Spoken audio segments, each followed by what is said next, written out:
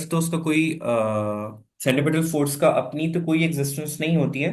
It always being provided by certain forces in उसके अंदर। तो एफ सी का रिलेशनशिप हमारे पास जो होता है वो आर के साथ हमारे पास क्या रिलेशनशिप होता है, स्ट्रेट, और वी के साथ हमारे पास क्या आ रहा होता है। अब ये दो इक्वेशंस हमारे पास आती हैं जिनके अंदर हम रिलेशनशिप डिस्कस कर रहे होते हैं। यहाँ पे देखो आर के साथ उसका डायरेक्ट रिलेशनशिप आ रहा है, F equals to M R omega square circular motions के अंदर। और ये जब हम M V square over R की इक्वेशन लेते हैं तो यहाँ पे आर का इनवर्स रिलेशनशिप आ रहा होता है। तो इनके कॉन्सेप्ट्स हम लोग इस तरीके से डिस्कस कर रहे होते हैं कि अगर हम सर्कुलर मोशंस की बात करें, ठीक है। अब हमारे पास दोनों ही ये हमारे पास ऑब्जेक्ट इस सर्कल में रोटेट कर रहा है, ये हमारे पास इस सर्कल में रोटेट कर रहा है। अगर दोनों ही सेम पोजीशन पे जा रहे हैं तो ऑब्वियसली इसकी इसका रेडियस जो है वो क्या है, बिगर है, यानी इसकी सेंट्रीपिटल फोर्स ज्यादा होगी। अगर इसकी सेंट्रीपिटल फोर्स ज्यादा है इट मींस कि हमारे पास इसको क्या रखना है, लेस रखना है, और इसको क्या हमारे पास ये ऑलरेडी बिगर है। और दोनों की सेंट्रीपिटल फोर्स हमारे पास क्या है, they are reaching the points at the same time दोनों जी में। जी। देखो एंगल थीटा तो हमारे पास सेम ही स्वॉप हो रहा है ना। तो अगर हमें एफ सी हम्म। को हमारे पास इक्वल रखना है, और अगर हम इन दो इक्वेशंस जो हमें F C is equal to M V square over R, और ये दोनों इक्वेशंस में इसमें आर से इनवर्स रिलेशनशिप शो कर रहा है, इसमें आर के साथ डायरेक्ट रिलेशनशिप शो कर रहा है, तो इसका मतलब ये हुआ कि हमें किसी एक फैक्टर को इंक्रीज करना पड़ेगा, एक फैक्टर को क्या करना पड़ेगा, डिक्रीज करना पड़ेगा। जैसे अगर हम इन दो सर्कल्स को देखें तो हमारे पास ये दो सर्कल्स हैं, इसका आर जो है हमारे पास स्मॉलर है, radius of R A smaller, radius of R B जो है हमारे पास क्या होगा, बिगर होगा। बिल्कुल। तो अगर हमारे पास इसका आर स्मॉलर है तो इसका एफ सी हमारे पास क्या होगा, बिगर होगा, क्योंकि आर बिगर। और एफ सी का आपस में क्या रिलेशनशिप है, यहाँ पे इनवर्स। ज्यादा आ रहा है हमारे पास। तो अगर ये डिक्रीज करेगा तो एफ सी हमारे पास ऑटोमेटिकली क्या करेगी, इंक्रीज इंक्रीज। करेगी। सो लेकिन अगर हम यहाँ पे आते हैं जिसकी बेसिस पे आर और एफ सी का रिलेशनशिप सेम आ रहा है, तो अब यहाँ पे हम किस तरीके से रिलेट करेंगे। तो अगर सेम आ रहा है तो इसका मतलब क्या हुआ कि हमारे पास स्पीड ऑफ ओमेगा, मतलब angular speed of B would might have been greater, जिसकी वजह से वो वैल्यूज हैं हमारे पास क्या आ रही हैं, सेम आ रही हैं। मैं दोबारा रिपीट कर देता हूँ। आई थिंक सो यहां तक तो कोई कंफ्यूजन नहीं होगी कि आर का नहीं। इनवर्स रिलेशनशिप और आर का डायरेक्ट रिलेशनशिप, यहां तक हमने बात कर ली।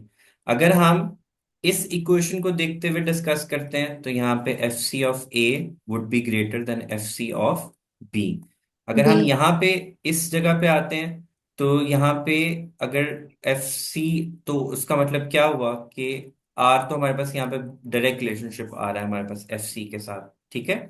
लेकिन ओमेगास का रिलेशनशिप हमारे पास क्या आएगा, इनवर्स आएगा हमारे पास। तो इनवर्स। ओमेगा इनवर्स तो नहीं हम उसको बोलेंगे, इक्वेशन तो हमें जस्टिफाई कर रही है कि ओमेगा और आर दोनों के साथ उनका डायरेक्ट रिलेशनशिप आ रहा है हमारे पास। तो ऑब्वियसली ए के कंपैरिजन में बी की स्पीड जो होगी क्या होगी, बिगर होगी, if they are reaching the same point at the same time. Hmm. सही क्योंकि है। अगर ये यहाँ पे यहाँ तक पहुंचा तो इसने ऑब्वियसली स्पीड ज्यादा ज्यादा रखी डिस्टेंस। होगी तभी वो इस पॉइंट पे पहुंच तभी पाया पहुंचा। ना। So omega B would be greater than omega A. फिर centripetal force in vertical and horizontal circles में जब हम लोग बात करते हैं, वर्टिकल समझ लो यूं कि जैसे हमारे पास फेरिस व्हील आ रहा है, ठीक है। फेरिस व्हील हमारे पास वर्टिकल सर्कल होता है, और हॉरिजॉन्टल सर्कल के लिए यूं समझ लो कि आपने स्टोन को एक अटैच किया हुआ है थ्रेड के साथ एंड आप उसको वर्ल्ड कर लो अराउंड यू, तो हॉरिजॉन्टल सर्कल हमारे पास ये बनता है। इसकी इक्वेशन समझने से पहले मैं एक पॉइंट आपको एक्सप्लेन कर दूं कि हाउ टू आइडेंटिफाई कि which forces are responsible to provide for centripetal force, ठीक है। आई रिपीट, हम लोग अभी क्या डिस्कस करने लगे हैं कि how to identify which forces that forces are provide responsible centripetal force. Which is giving the centripetal force. उसके लिए हम लोगों के पास कुछ सोल्यूशन है। वो ये कि हमने एक हॉरिजॉन्टल लाइन ड्रॉ करनी है इन सच अ वे कि वो ऑब्जेक्ट और centre of the circle it's passing through that. कि for example if the object is at this point, तो यहां से हमने एक स्ट्रेट लाइन ड्रॉ करनी है सच दैट कि वो straight line centre of the circle से पास आउट हो। अब उस लाइन के ऊपर जो फोर्सेस एग्जिस्ट कर रही होंगी इस लाइन के ऊपर जो फोर्सेस एग्जिस्ट कर रही होंगी, that would be responsible for the centripetal force. अब इस इसके जो केस में ये परपेंडिक, दोनों है। नहीं नहीं, वो तो हम ऊपर तो अभी जाते हैं ना, फिर हम उसको आइडेंटिफाई करेंगे कि कौन सी आ रही है। अभी के लिए सिर्फ ये कि अगर हमारे पास एक ऑब्जेक्ट सर्कल में मूव कर रहा है, और सेंट्रीपिटल फोर्स होती ही सर्कल में मूव करने वाले ऑब्जेक्ट्स के लिए होती है, ठीक है। अब कौन उसको प्रोवाइड कर रहा है, उसके लिए हमारे पास जरूरी होता है कि आइडेंटिफाई करें कि which force is providing for that. तो हमारे पास जो पोजीशन होगी, अगर हम ऐसे एक कर्व्ड सर्कल कर रहे हैं, अगर हम एक कर्व्ड पाथ को ले रहे हैं, ऑब्जेक्ट हमारे पास यहाँ पे प्रेजेंट है, अब यहाँ पे से जो सर्कल में से पास आउट कर रहा होगा, और इस लाइन पे जो फोर्सेस एग्जिस्ट कर रही होंगी, वो फोर्स भी हो सकती है और उसका कंपोनेंट भी हो सकता है, जैसे हम ऊपर जाके बात करेंगे कि कंपोनेंट भी हो सकता है उसका। तो that would be responsible for providing centripetal force, ठीक है। अब जैसे, हम्म। अब मैं इन दो सर्कल्स के ऊपर आता हूँ, ठीक है। अब ऑब्जेक्ट मेरे पास इस तरीके से मूव कर रहा है हॉरिजॉन्टल में, ठीक है। मैंने उसके जो मैंने जो इसमें कंसिडर किया है, वो हमने ये किया है कि एक ऑब्जेक्ट ऐसे थ्रेड से अटैच्ड है, अब वो ऐसे रोटेट कर रहा है, ठीक है। अब वो इस पॉइंट के ऊपर है, जैसे हम लोग वो ड्रॉ करते हैं ना, सिंपल पेंडुलम हमने ड्रॉ कर दिया, ठीक है। अब हम्म। मैंने उसको डिस्प्लेस किया up till this position, and it starts, वो सर्कल में रोटेट कर रहा है, तो वो ऐसे ही रोटेट करेगा ना इसके अंदर। अब हमने क्या करना है कि वो लाइन जो सर्कल के सेंटर से और ऐसे स्ट्रेट लाइन से पास, अब इसका सेंटर यही बनेगा हमारे पास, सर्कल के सेंटर से पास आउट हो रही है, अब जो इस लाइन पे फॉल लाइक कर रहे होंगे, that would be providing centripetal force. इसके जो परपेंडिकुलर होते हैं ना, they are only responsible for the change of direction, ठीक है। वो सिर्फ डायरेक्शन को इफेक्ट करते हैं, वो मैग्नीट्यूड ऑफ सेंट्रीपिटल फोर्स को इफेक्ट नहीं कर रहे होते हमारे पास, ठीक है। अब सही। दोबारा सुन लो, ये पोजीशन थी उसकी, यहां से मैंने एक लाइन ड्रॉ की which is passing through the centre. अब इस लाइन पे जो फॉल कर रहा होगा, वो मैग्नीट्यूड ऑफ एफ सी को डिसाइड करेगा, कि मैग्नीट्यूड ऑफ एफ सी उस फोर्स पे डिपेंड कर रहा है, और जो इनके परपेंडिकुलर होंगे, वो सिर्फ उसकी डायरेक्शन को डिसाइड करेंगे और कुछ भी नहीं करेंगे। अब अगर हम इसको देखें, इस पोजीशन के ऊपर टेंशन मेरे पास यूं एक्ट करी है, ठीक है। टेंशन को अगर मैं स्प्लिट करूं उसके एक्स एंड वाई कंपोनेंट में, तो ये उसका क्या बनेगा, एक्स कंपोनेंट बनेगा, कॉस एक्स थीटा एंगल ये कंपोनेंट। बना रहा है। वेक्टर्स में हम लोगों ने पढ़ा था ना, कि जो हाँ थीटा जी, हाँ एंगल जी। बना रहा होता है रिजल्टेंट के साथ, वो कॉस वो कंपोनेंट होता है। एक्स जो और जो है 90 का एंगल सामने बना होता रहा है वो होता है, वो साइन साइन होता है। होता है हमारे पास। तो अगर ये मेरे पास टेंशन है, तो ये उसका कॉस कंपोनेंट होगा। टेंशन हमेशा कहाँ एक्ट करती है, टूवर्ड्स द पॉइंट हमारे पास। तो टेंशन का एरो हेड यूं बन गया। अब दिस इज द रिजल्टेंट, तो उसका एक्स कंपोनेंट ये बनेगा, वाई कंपोनेंट ये बनेगा। और अगर ये ऑब्जेक्ट है मेरे पास, उसका वेट कहाँ एक्ट कर रहा होगा, डाउनवर्ड, डाउनवर्ड्स। ठीक है। सो वेट की ऑपोजिट डायरेक्शन में कौन सा कंपोनेंट लग रहा है, कॉज ऑफ थीटा, तो ये सेंटर। कैंसिल आउट कर देगा। साइन ऑफ थीटा किस डायरेक्शन में लग रहा है, ये अगर मैं उसको रिप्लेस करके यहाँ पे ले आऊं, तो वो यहाँ पे ड्रॉ, अब ये पास कर रहा है सेंटर से भी और उस लाइन पे भी फॉल कर रहा है, विच मींस एफ सी कौन प्रोवाइड कर रहा होगा, T sine of theta. T sine of theta, ठीक है। अब अगर हम हम्म। लोग इसके ऊपर आए कि वर्टिकल सर्कल में आ रहा है, डिफरेंट पोजिशंस पे डिफरेंट चीजें हमारे पास लाई करी होंगी। अब यहाँ पे देखो, A B C D points हम लोगों ने यहाँ पे डिस्कस कर लिए, ठीक है। अब यहाँ पे टेंशन का कोई कंपोनेंट एक्ट नहीं कर रहा, तो कॉज एंड साइन हमने कुछ भी नहीं लिया। अब यहाँ पे देखो, T and W opposite direction में एक्ट कर रहे हैं, तो टी माइनस डब्ल्यू, और दोनों ही उस लाइन पे भी, ये देखो ये लाइन सेंटर से पास आउट कर रही है इस पोजिशन के ऊपर, हाँ जी। तो ये एफसी ठीक है। प्रोवाइड करेगी। तो इसमें वेट भी आएगा और टेंशन भी आएगा, ये दोनों का रिजल्टेंट जो है, it would be providing the necessary centripetal force. अब माइनस क्यों लगाया, बिकॉज दोनों ऑपोजिट डायरेक्शन में एक्ट कर रहे थे, तो T minus W is equal to F सी।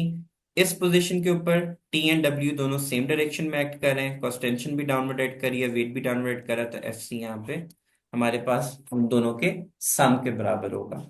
यहाँ पे जस्ट टेंशन की इक्वल होगा, बिकॉज यहाँ देखो इस पॉइंट के ऊपर और इस पॉइंट के ऊपर वेट कहाँ एक्ट कर रहा है, perpendicular to downward. This line. अब ये उस लाइन पे नहीं एग्जिस्ट कर रहा, तो यहाँ पे द ओनली सही। Force which is providing centripetal force is the force of tension. Tension. ठीक हो गया। अब एक हाँ और जी। पॉइंट है यहाँ पे। अब देख लो यहाँ पे टी किसके इक्वल आ रहा है, एफ सी माइनस डब्ल्यू के इक्वल आएगा। विच मीन्स यहाँ पे टेंशन क्या होती है, इस पॉइंट पे मिनिमम होती है, इस पॉइंट पे टेंशन जो है वो मैक्सिमम होती है, because T is equal to F C plus W हो जाएगा। तो इस पॉइंट पे टेंशन हमारे पास क्या आ रही होगी, मैक्सिमम आ रही होगी। टॉप पोजीशन पे टेंशन हमारे पास क्या आ रही होगी, मिनिमम आ रही होगी। मिनिमम। ठीक है। So that's how we identify कि विच फोर्स और component of force is providing the necessary centripetal force. उसके लिए हमें सिर्फ ये देखना है कि ऑब्जेक्ट की जो पोजीशन है वहां से हमने एक लाइन ड्रॉ कर लेनी है straight, and that line must pass through the centre of that circle. तो उस लाइन पे जो फोर्सेस लाई कर रही होंगी, सम ऑफ फोर्सेस भी हो सकता है और सिंगल फोर्स भी हो सकता है और उसका कंपोनेंट भी हो सकता है, जो उस लाइन पे लाई कर रहा होगा that would be providing necessary centripetal force. Do we understand? हाँ जी। बाकी रेवोल्यूशन पर मिनट और रेडियंस पर सेकंड की कन्वेंशन तो आपको आती होंगी ना, डिवाइडेड बाय हाँ जी। हाँ 60 जी। एंड डिवाइडेड बाय 60 और मल्टीप्लाई बाय 60 आप लोगों ने करना 60। होता है।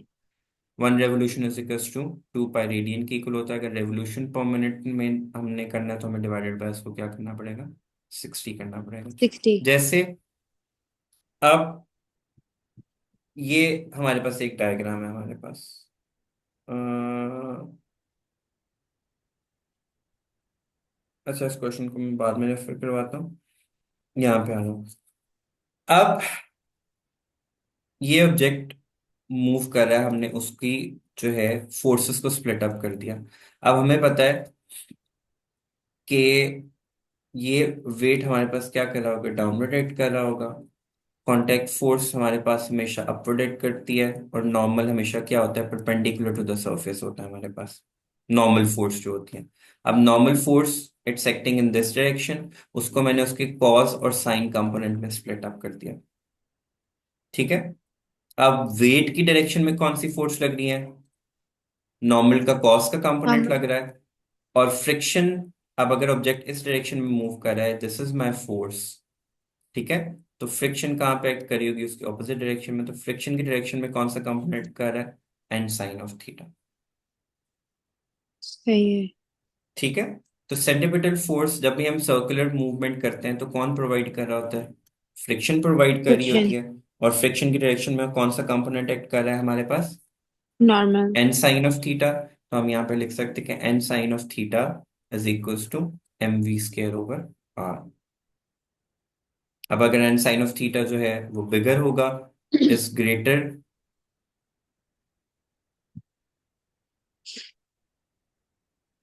और अच्छा चलो इसको छोड़ दो, ये इतनी डिटेल में हमारे जाने के पास हमारी बेसिक इन्फॉर्मेशन है, तो हम उसके अंदर उतना जरूरी नहीं है हमारे पास। अब ये एक क्वेश्चन था, वी हैव टू क्वेश्चन। अच्छा पहले इस क्वेश्चन के ऊपर आ जाते हैं। अब इस में देखो, मैं इसको थोड़ा और बड़ा कर देता हूँ। मैं ज्यादा बड़ा इसलिए करना नहीं चाह रहा बिकॉज वो फिर इक्वेशंस थोड़ी आगे पीछे हो जाएंगी। Can you see the question? हाँ जी, वैसे मैंने ये दोनों क्वेश्चन किए हुए हैं पहले। अब उसमें जल्दी से ही हमें ये समझ में आ जाएगा कि एफ सी कौन प्रोवाइड कर रहा है हमारे पास, ये आर कॉस ऑफ थीटा हो गया, ये R R cos sine theta. Of theta हो गया। तो F C is being provided by the cos R cos component theta. Of it, and weight और R sine of theta they are acting in the opposite direction. Opposite अब directions. हम अगर इन दोनों को आपस में डिवाइड करें, क्योंकि हमें ये tan की इक्वेशन बनानी थी ना, जस्टिफाई तो वो करना था। tan सो थीटा इफ वो बन जाएगा। डिवाइड दी इज इक्वेशन, तो हमारे पास W is equal to F tan of theta हमारे पास आ जाएगा।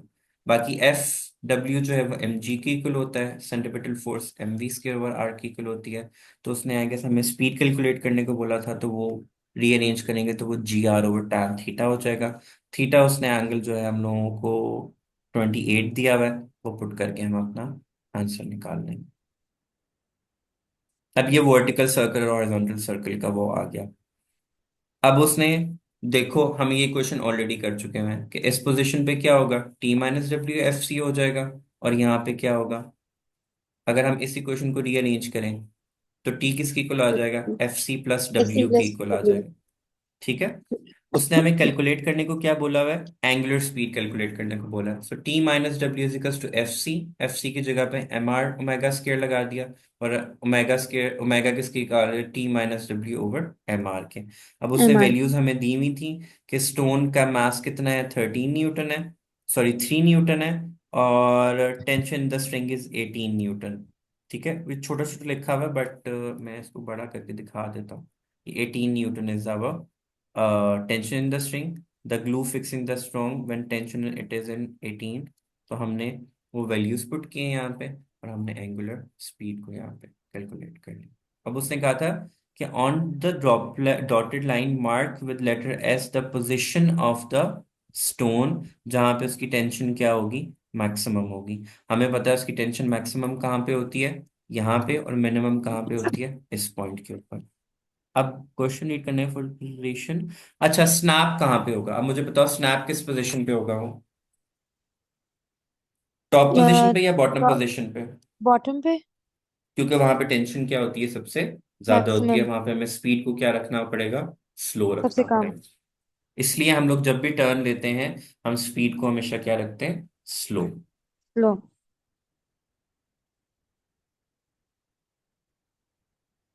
बाकी आगे ये ऑसिलेशन के क्वेश्चंस आ गए हैं, इनमें हमें जरूरत नहीं पड़ेगी। पहले उसने वही एक बेसिक डेफिनेशन पूछी हुई है कि रेडियन हमारे पास क्या होता है, तो इसको हम कैसे डिफाइन करते हैं। Angle situated at the center of the center of the circle hmm, by an arc of a length हाँ, when arc length is equal to the radius, angle radius subtended at the eight center of the circle. Centre when arc Arc length length is equal to radius. Is equal to radius. Next part में उसने बोला हुआ है, a circular metal disc spins horizontally, horizontal circle है, as about a vertical axis as shown. A piece of modeling clay is attached to the disc. For instance, when the piece of the modeling clay is in the position shown in figure, drawn figure 1 an arrow labeled V showing the direction of velocity of the modeling clay। तो velocity हमेशा क्या होती है, tangent Uh, to the uh, circle होती है हमारे tangent to pass. circle. ठीक है, तो वो हमारे पास, और रोटेशन यूं है तो हम इसको अपवर्ड एरो बना देंगे, नॉर्थ, साउथ, ईस्ट, वेस्ट। तो इस तरीके से नॉर्थ ईस्ट डायरेक्शन में बन जाएगा हमारे पास। फिर उसने बोला है an arrow labelled A showing the direction of acceleration of the modelling के लिए। तो एक्सेलरेशन हमेशा कहाँ होती है, टूवर्ड्स सेंटर। Center तो of the ये ए circle. सी हो जाएगा, तो इसको हमने रिप्रेजेंट करना है ए से, और इसको शो करना है वी से। B. मेटल डिस्क उसने क्या, calculate the angular velocity V is equals to R omega होता R है। omega. आर उसने हमें, मेटल डिस्क इज वो the centre of gravity the modelling clay is 1.2। तो हमें पहले डिफरेंस निकालना पड़ेगा इन दोनों का। तो omega is equals to we over R हो जाएगा। तो वी की वैल्यू उसने हमें कितनी दी हुई है, 0.68, 3.66. एंड 9.3 माइनस 1.2 हो जाएगा। और उसने यूनिट दिए हुए रेडियंस पर सेकंड में, और ये ऑलरेडी मीटर्स में है, तो हमें इसको कन्वर्ट भी करना पड़ेगा। दैट इज डिवाइडेड बाय 100 कर देंगे तो ये ऊपर चला जाएगा। तो 0.68, देखो उसका कैलकुलेटर है, do you have the calculator with you? नहीं, मैं फोन पे ही कर रही हूँ। 0.68 multiply by 100 divided by 9.3 minus 1.2।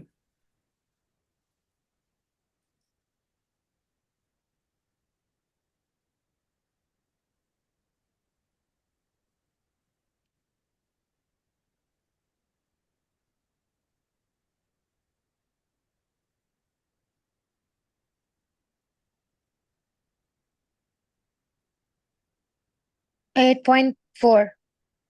कितना? 8.4 या फिर 8.40 आएगा। तो 8.4 आ गया हमारे पास।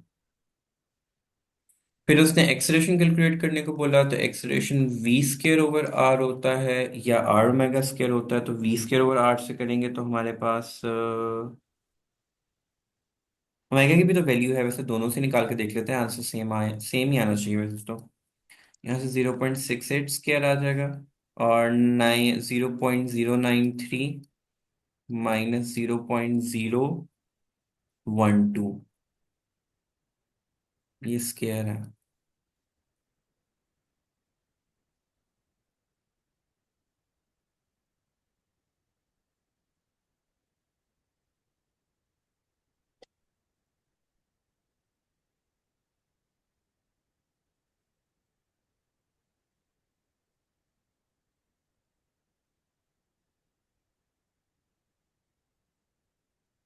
Divided by 0.98 into minus. नहीं, 0.93 माइनस 0.012, वही जो रेडियस माइनस किए थे ऊपर वाले स्क्वायर में।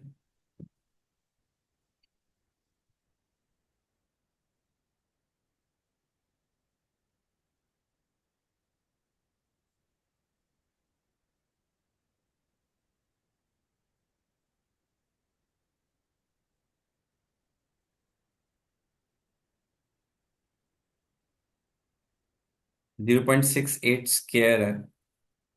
हाँ जी। 5.71। कितना? 5.71। तो 5.7 आ जाएगा मीटर्स पर सेकेंड स्क्वायर। अब उन्होंने बोला है second piece of modeling clay is attached to a disc in the position. The second piece of modeling clay has a larger mass than the first piece.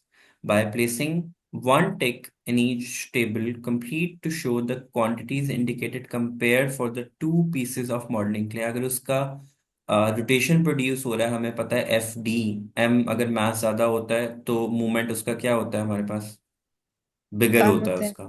ठीक है। नहीं, अगर मैथ्स। मास ज्यादा है, फोर्स उसकी ओके। मतलब एफ डी के accordingly उसका मूवमेंट ज्यादा आ जाएगा ना। हाँ जी, हाँ जी। अब उसने कहा है कि हमें, अच्छा, it is attached second piece of modelling, second piece of modelling has a large mass in the first, by placing one in each complete the table to show how the quantities indicated compared for two pieces of modelling. अच्छा, वो same ही उस पे attach है, दोनों की speed तो same ही होगी हमारे पास, एंगुलर स्पीड दोनों की सेम होगी और हमारे लीनियर पास। स्पीड उसकी ज्यादा नहीं होगी जो सेकंड पीस है? उसकी लेस होगी ना। अच्छा हाँ, उसकी लेस होगी और दूसरे की ज्यादा, कुछ वो और हम्म। थोड़ा सा दूर उसका रेडियस ज्यादा होगा। हाँ, ठीक है। लेसर देन फोम, तो for second less for less वाले में सेकंड आ पीस। जाएगा, less for the second piece. And acceleration, अब वो less for the, first greater for दोनों में ही सेकंड लेस पीस होगा, होगा। उसकी वेलोसिटी ज्यादा तो वेलोसिटी कम है तो एक्सेलरेशन भी कम ही। नहीं, अगर दोनों में लेस होगा तो फिर तो सेम नहीं होगा। हम्म। स्पीड एक्सेलरेशन, एक्सेलरेशन स्पीड पे डिपेंड करता है ना, तो फिर स्पीड इज लेस तो एक्सेलरेशन भी तो उसकी लेस होगी ना। Less for second piece as compare to one, because a is equals to we over t होता है ना, if the okay okay, velocity हाँ इज लेस ठीक तो है। वो उनका तो डायरेक्ट रिलेशनशिप होता है ना। ठीक है, सही है।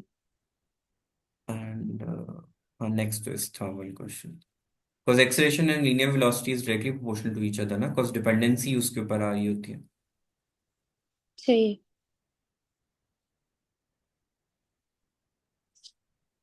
ओके।